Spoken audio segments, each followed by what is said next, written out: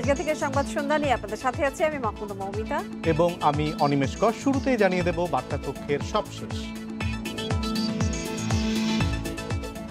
দেশে করোনায় রেকর্ড 201 মৃত্যু, নতুন রোগী 11,162 জন, শনাক্তের হার 31.32%।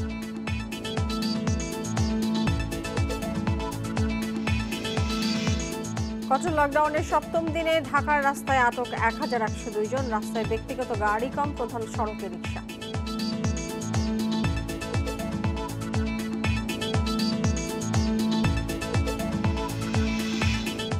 আগামী সপ্তাহে জাপান থেকে কোভ্যাক্সের মাধ্যমে আসছে অক্সফোর্ডের 25 লাখ টিকা, সিনোফার্মের 1.5 কোটি আসবে 3 মাসে।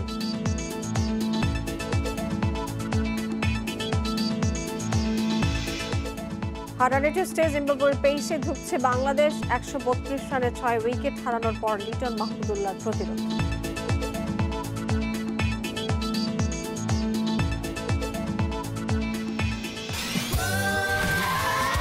Saudi Extreme. Enjoy smooth speed. শুনছিলেন শিরোনাম, এবারে চলে যাচ্ছে পুরো খবরে। দেশে করোনায় একদিনে সর্বোচ্চ মৃত্যুর নতুন রেকর্ড হয়েছে। গত 24 ঘন্টায় 201 জনের মৃত্যু নিয়ে মোট প্রাণহানি 15,500 ছাড়িয়েছে। নতুন রোগী শনাক্ত হয়েছে 11,162 জন।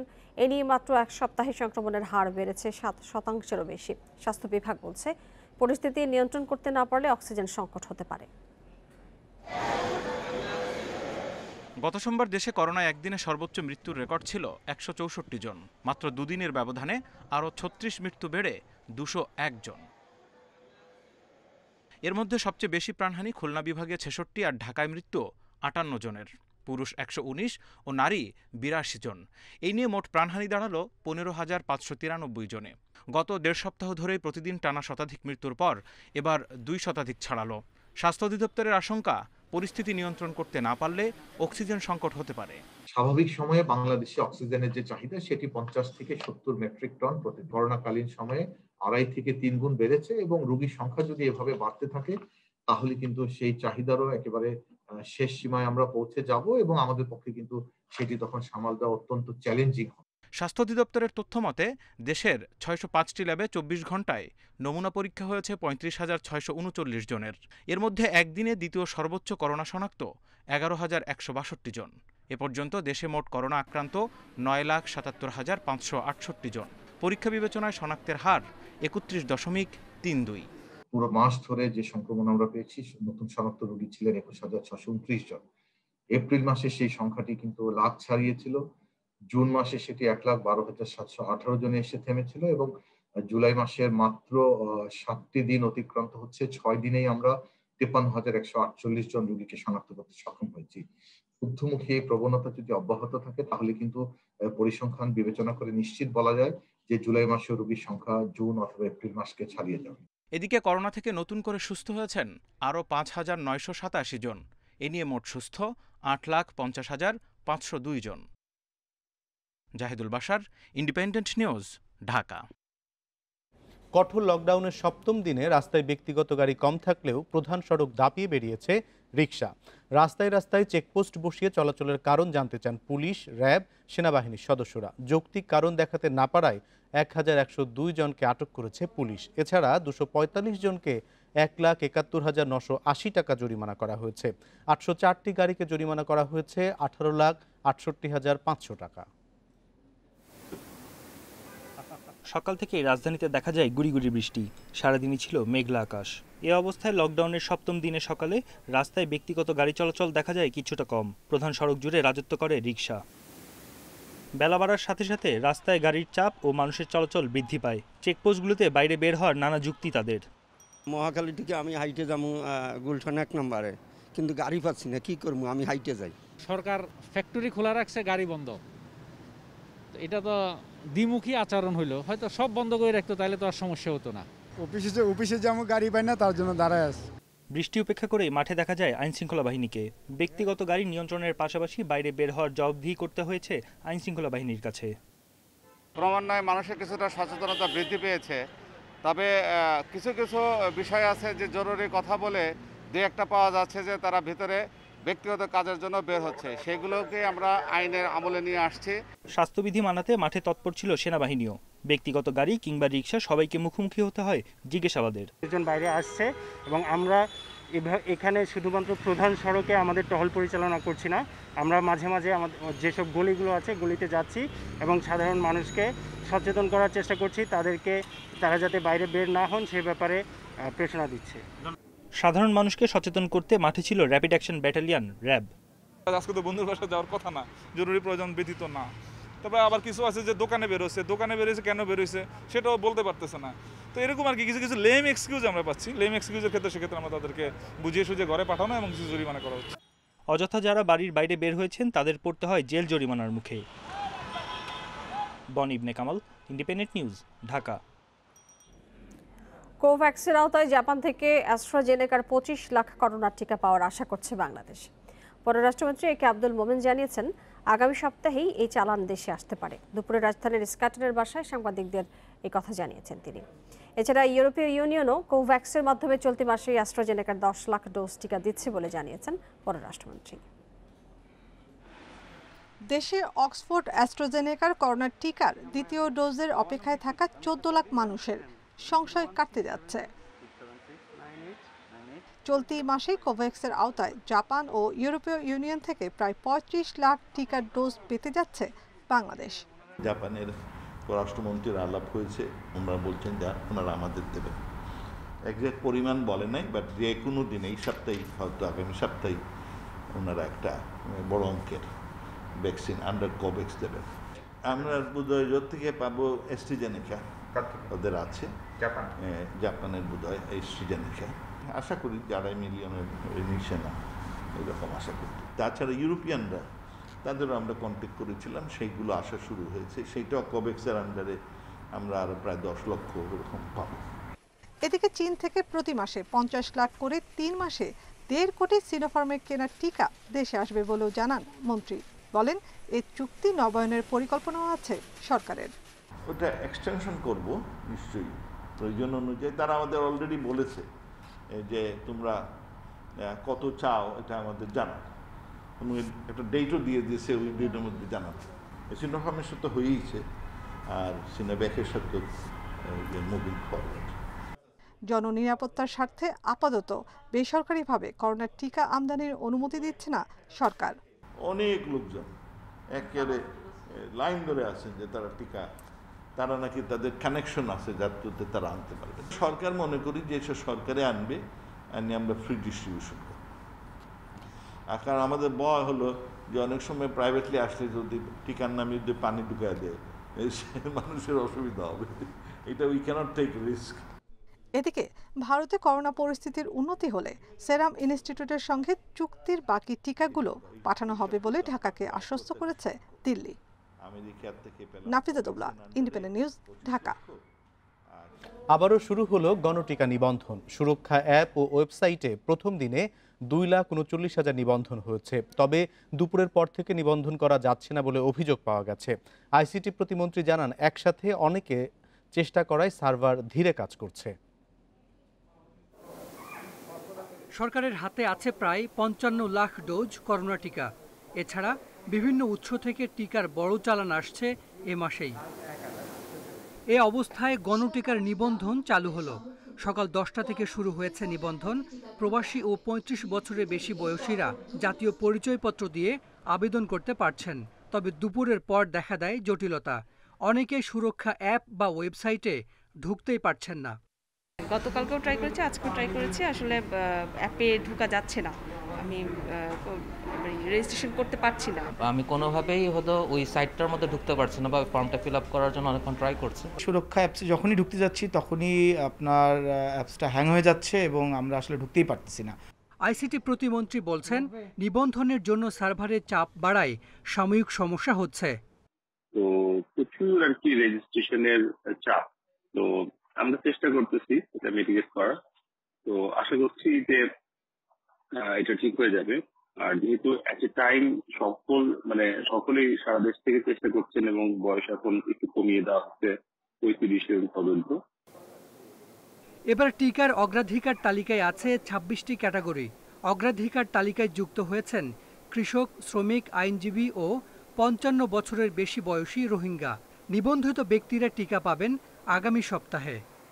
যাদেরকে প্রায়োরিটি গ্রুপ ধরা হয়েছে তাদের মধ্যে প্রবাসী যারা শ্রমিক বা যারা যাচ্ছেন কাজ করতে, দেশের জন্য যারা রেমিটেন্স আসছেন তাদের কথা বলা হয়েছে, অন্যান্য শ্রমিকদের কথা বলেছে, পরিবহনের কথা বলা হয়েছে, তারপরে আপনার কৃষক শ্রমিকদের কথাও বলা হয়েছে, এছাড়া বিশ্ববিদ্যালয়ের ছাত্রছাত্রীদের কথা বলা হয়েছে। সুরক্ষা অ্যাপে আগে থেকে নিবন্ধন করে রেখেছেন 15 লাখ মানুষ। টিকায় অগ্রাধিকার পাবেন তারা। Hasan Misbah, independent News, Dhaka.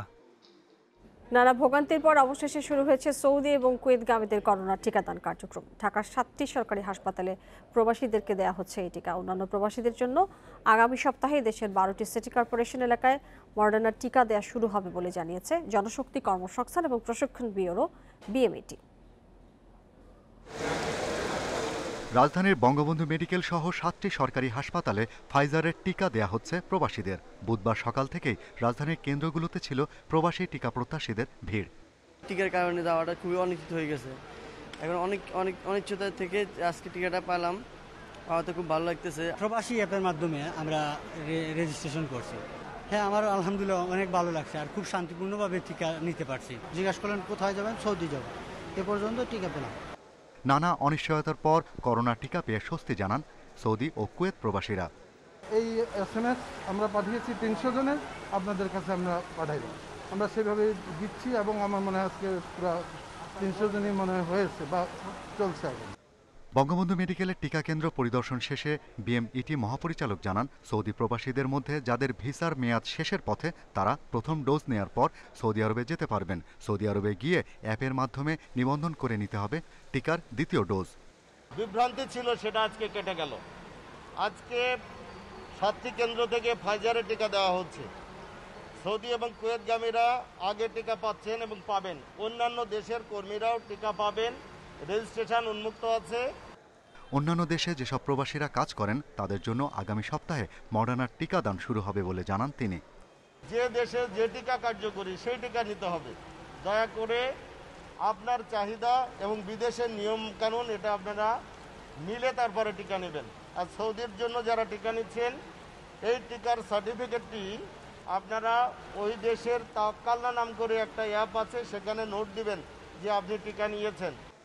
Mobile SMS ছাড়া কেউ টিকা দিতে পারবেন না জানিয়ে অবিলম্বে প্রবাসীদের আমি প্রবাসী ও সুরক্ষা অ্যাপে টিকা নিবন্ধন করার আহ্বান জানিয়েছে বিএমইটি।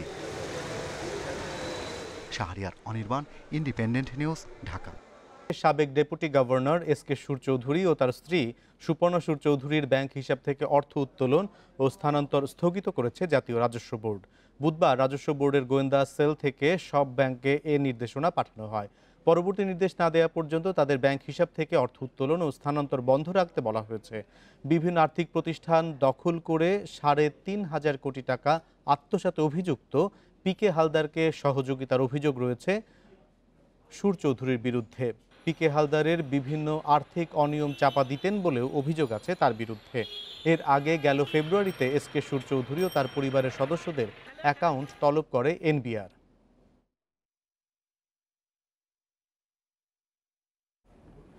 কালো টাকা সাদা করার দৌড়ে এগিয়ে বড় ব্যবসায়ীরা। করোনার মধ্যে বিদায়ী অর্থ বছরে এই সুবিধা নিয়েছেন গার্মেন্টস মালিক, ব্যাংকের পরিচালক সহ কয়েকশো ব্যবসায়ী। এরপরই সুবিধা নিয়েছেন সরকারি চাকরিজীবীরা। জাতীয় রাজস্ব বোর্ড কর্মকর্তাদের সঙ্গে কথা বলে এসব তথ্য পাওয়া গেছে। NBR এর হিসেব অনুযায়ী গত অর্থ বছরের রেকর্ড 20,500 কোটি টাকা বৈধ হয়েছে। সবচেয়ে বেশি আয় করা কোম্পানি ও ব্যক্তিদের নিয়ে গঠিত বৃহৎ করদাতা ইউনিট LTU। এই অঞ্চলে ব্যক্তি করদাতা আছেন প্রায় 800 জন, যারা কোনো না কোনো ব্যাংক, ওষুধ শিল্প, মোবাইল কোম্পানি, সিগারেট কিংবা অন্য বড় কোম্পানির পরিচালক। তাদের 31 জন বৈধ করেন 1,500 কোটি টাকা। সরকার রাজস্ব পায় 150 কোটি টাকা। কর অঞ্চল 1-এর 4টি সার্কেলে আছেন ঠিকাদার, গার্মেন্টস কারখানা মালিক, গাড়ি আমদানিকারক সহ বহু কোম্পানির পরিচালক। এখানে কালো টাকা সাদা করেন 611 জন। সরকার রাজস্ব পায় 154 কোটি টাকা। কর অঞ্চল 4-এ সুবিধা নেন 479 জন। রাজস্ব আসে 168 কোটি টাকা। কর্মকর্তারা জানান এখানে একজন ব্যবসায়ী সর্বোচ্চ 167 কোটি টাকা বৈধ করেন। কর অঞ্চল 10-এ প্রায় 1400 কোটি টাকা বৈধ করেন 739 জন। সুবিধাভোগীদের মধ্যে ব্যবসায়ীর সংখ্যা 100 জনের বেশি। গাজীপুর, নারায়ণগঞ্জ, চট্টগ্রাম সহ শিল্প সমৃদ্ধ এলাকাগুলোতেও মিলেছে ভালো সাড়া। অবৈধ এবং অন্যায় পথে যারা সম্পদ সংগ্রহ করেছেন তাদের তো একটি বাংলাদেশের আইনি কাঠামোর ভিতরে শাস্তিমূলক ব্যবস্থার ভিতরে আনতে হবে।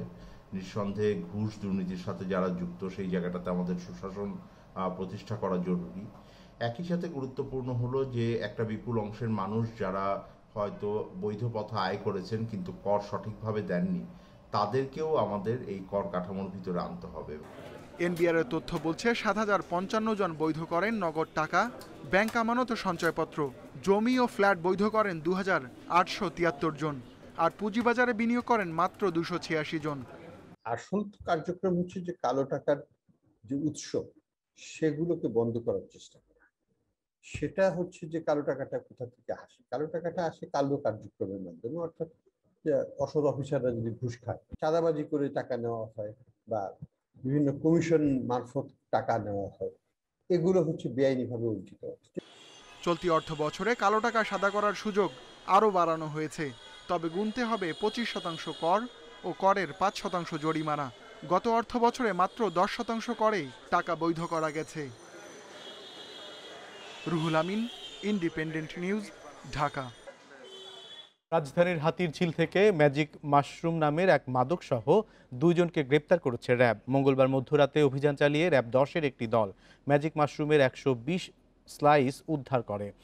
দুপুরে রাজধানীর কারণ বাজারে র্যাবের মিডিয়া সেন্টারের সংবাদ সম্মেলনে জানানো হয়, গ্রেপ্তার তাইফুর রশিদ জাহান মূলত এলএসডি সহ বিভিন্ন নতুন মাদক সেবন করেন। সেই কৌতূহলেই অনলাইনে ডার্ক সাইডে সার্চ করে ম্যাজিক মাশরুমের খোঁজ পান। পরে জানতে পারেন এটি কানাডায় আছে। কানাডা প্রবাসী বন্ধু নাগিব হাসান অর্ণবের মাধ্যমে চলতি বছরের মে মাসে বাংলাদেশে আনেন এই মাদকের একটি চালান। তাইফুর সেবনের পাশাপাশি এই মাদক বিক্রিও করতেন বলে দাবি র্যাবের। পরে তাইফুরের স্বীকারোক্তিতে অর্ণবকেও গ্রেপ্তার করে র্যাব। ম্যাজিক মাশরুম চকলেট ও কেকের সঙ্গে মিশিয়ে সেবন করতে হয় বলে জানিয়েছে র্যাব। অর্ণব সে সাথে করে যখন মে মাসে ছুটিতে আসে তখন সে সাথে করে নিয়ে আসছিল, চকলেট হিসেবে নিয়ে আসছিল। এখন বেসিক্যালি সে এই পেমেন্ট সে হাতে হাতে নিচ্ছে। বাট বিভিন্ন সময় তারা ডার্ক সাইডে যখন তাইফুর ডিমান্ড করেছিল এলএসডি বা ডিএমটি, তখন তারা বিভিন্ন বিটকয়েন বা পেপাল যে ধরনের ক্রিপ্টোকারেন্সি আছে এর মধ্যেও তারা পেমেন্ট করেছে। যাত্রী সেজে মোটরসাইকেলে উঠে নির্জন জায়গায় চালককে কুপিয়ে লুট করে সবকিছু। রাজধানীতে ডিবির অভিযানে ধরা পড়ল এই চক্রের 2 সদস্য। তাদের কাছ থেকে ছিনতাইয়ে ব্যবহৃত ছুরি, হাতুড়ি এবং চাপাতি উদ্ধার করা হয়েছে। চক্রের অন্য সদস্যদের খুঁজছে গোয়েন্দা পুলিশ। 12 মে রাজধানীর বসুন্ধরা আবাসিকের সামনে থেকে যাত্রী নিয়ে পূর্বাচল যাচ্ছিলেন মোটরসাইকেল চালক আব্দুর রশিদ। 300 ফুট রাস্তায় নির্জন জায়গায় তাকে হঠাৎ নামিয়ে দেয় ওই যাত্রী। সেখানে আগে থেকে ওত পেতে ছিল আরও 2 জন। আব্দুর রশিদকে কুপিয়ে ফেলে রেখে যায় তারা, নিয়ে যায় মোটরসাইকেল। ছুরি আমার ধরছিল সেই আমাকে হাতুড় দিয়ে বাড়ি মারতে আসে, মানে দুই পায়ে। যখন 2 পায়ে মারতে আসে তখন আমি পড়ে গেছি। পড়ে যাওয়ার পরে আমি পেট আর মাথা আমি মাটির মধ্যে ঠেকাই দিছি, যেন কোনো রকম যেন ছুরি আমার যেন গলায় পেটে যেন ঠেকাইতে না পারে।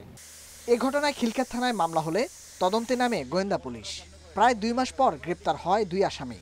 উদ্ধার হয় হাতুড়ি, ছুরি ও চাপাতি। মাহফুজ নামের ছেলের কাছে হাতুড়ি থাকে, ও হাতুড়ি দিয়ে মাথায় বাড়ি দেয়, পরে ও পড়ে যায় হেলমেট ভেঙে। আমার হাতে ডিগার ছিল, আমি ডিগার দিয়ে পিঠে পোজ দিই। হ্যাঁ, দেওয়ার পর মাহফুজ আর উজ্জ্বল ওকে মারতে নিয়ে এসে ওই পুকুরের ভিতর ফেলে দেয়। গোয়েন্দা পুলিশ বলছে রাজধানীতে এরকম একাধিক চক্র সক্রিয় রয়েছে। রাইড শেয়ারের মোটর চালকদের টার্গেট করে তারা। ফ্যান্সি রেটের টাকা জোগাড় করার জন্য তারা পরিকল্পিতভাবে এই উবারের গাড়ি চালককে হত্যা করে তার মোটর ব্যাগটাকে ছিনিয়ে নেওয়ার চেষ্টা করে, ছিনিয়ে নেওয়ার কাজটা করে, কিন্তু লোকটা বেঁচে যায়। আমরা সাক্ষ্য প্রমাণ, প্রিভিয়াস রেকর্ডস এবং তথ্য প্রযুক্তি ব্যবহার করেই তাদেরকে আইডেন্টিফাই করি, তাদেরকে গ্রেপ্তার করি। অ্যাপ ছাড়া চুক্তিতে মোটরসাইকেলে যাত্রী না নেওয়ার পরামর্শ আইন শৃঙ্খলা বাহিনীর। রাইড শেয়ারিংয়ের ক্ষেত্রে বিভিন্ন অ্যাপস ব্যবহার হচ্ছে। এখন যদি অ্যাপসগুলি ব্যবহার করে যাত্রী সাধারণ অথবা চালক, সেক্ষেত্রে আমরা আইন শৃঙ্খলা বাহিনী এই ধরনের যে কোনো অপরাধ হলেই আমরা কিন্তু সহজেই তাকে ডিটেক্ট করতে পারি। Nahid Kamal, independent News, Dhaka. শতবর্ষ উপলক্ষে তথ্য অধিদপ্তরের সংকলিত অজস্র বঙ্গবন্ধুর গ্রন্থের মোড়ক উন্মোচন অনুষ্ঠানে একথা জানিয়েছেন। যে সংস্থা বাংলাদেশের প্রেক্ষাপটে বিবৃতি দিচ্ছেন, আসলে এগুলো বিবৃতি নয় বা রিপোর্ট নয়, এগুলো বিশেষ মহলের প্ররোচনায় এবং বিশেষ প্রেক্ষিতে বিশেষ উদ্দেশ্য নিয়ে এই সমস্ত রিপোর্ট তারা দিচ্ছেন এবং মাঝে মধ্যে বিবৃতি বিক্রি করছে। একই সাথে বাংলাদেশে গণমাধ্যম যে পরিমাণ স্বাধীনতা ভোগ করে, এই ধরনের স্বাধীনতা অনেক উন্নয়নশীল দেশে ভোগ করে না। বাস র্যাপিড ট্রানজিটের কাজের গাফিলতির কারণে গাজীপুর থেকে এয়ারপোর্ট পর্যন্ত মানুষের ভোগান্তি হচ্ছে বলে জানিয়েছেন মেয়র আতিকুল ইসলাম। আর গাজীপুরের মেয়র জানিয়েছেন মানুষের ভোগান্তি কমাতে প্রয়োজনে নকশায় পরিবর্তন হবে। সকালে বাস র্যাপিড ট্রানজিটের নির্মাণ কাজ দেখতে এসে কথা বলেন তারা। এ সময় মেয়র আতিক বলেন, চুক্তি অনুযায়ী রাস্তার দায়িত্ব এখন সিটি কর্পোরেশনের নয়, বিআরটি কর্তৃপক্ষের। চুক্তি অনুযায়ী সড়ক সংস্কার না করায় মানুষের ভোগান্তি হচ্ছে। বিআরটি কর্তৃপক্ষ শর্ত ভঙ্গ করেছে বলেও জানান উত্তর ঢাকার মেয়র। আর গাজীপুরের মেয়র জানান মানুষের ভোগান্তি মেনে নেওয়া হবে না। বাস র্যাপিড ট্রানজিট যেমন হচ্ছে, এটা টোটাল দায়িত্বটা কিন্তু চলে গিয়েছে কিন্তু বাস র্যাপিড ট্রানজিট যারা আছেন প্রজেক্টে তাদের কাছে। সুতরাং আমরা একদিন পর্যন্ত নজর দিই নাই, বাস্তব সত্যি কথা কিন্তু এখন নজর দিতে হচ্ছে, তার প্রমাণ আমরা পেয়েছি কিন্তু রোকেয়ার সরণিতে। সমাধান করার জন্য আসছি, আমরা সবার কাছে সহযোগিতা চাই। আমাদের নাগরিকরা অনেক কষ্ট করছে, ভবিষ্যতে যেন কোনো কষ্ট না করে সেজন্য বিআরটি প্রজেক্ট যদি প্রয়োজন হয় তাহলে নকশা যদি কোনো পরিবর্তন করতে হয় তাহলে সেটা যেন করে নেয়, এটি আমাদের পক্ষে অনুরোধ রইল। উত্তরাঞ্চলের বন্যা পরিস্থিতির কিছুটা উন্নতি হয়েছে। কুড়িগ্রামের ধরলা তিস্তার পানি কমলেও ৭০টি চরের নিচু এলাকা এখনো পানির নিচে। এসব এলাকায় বিভিন্ন ফসলের ক্ষেত তলিয়ে যাচ্ছে, ডুবে গেছে গ্রামীণ সড়ক। ২৪ ঘন্টায় শেরপুরে বৃষ্টি না হওয়ায় সার্বিক বন্যা পরিস্থিতির উন্নতি হয়েছে। জেলার ঝিনাইগাতি, নালিতাবাড়ি, শ্রীবর্দী এবং নকলা উপজেলার প্লাবিত এলাকা থেকে পানি নামতে শুরু করেছে। তবে ভোগান্তি বেড়েছে প্লাবিত এলাকায়। তারা বর্ষণের নেত্রকোনায় সোমেশ্বরী, কংস এবং ধনু নদীতে পানি বাড়ছে। এতে জেলার নিচু এলাকা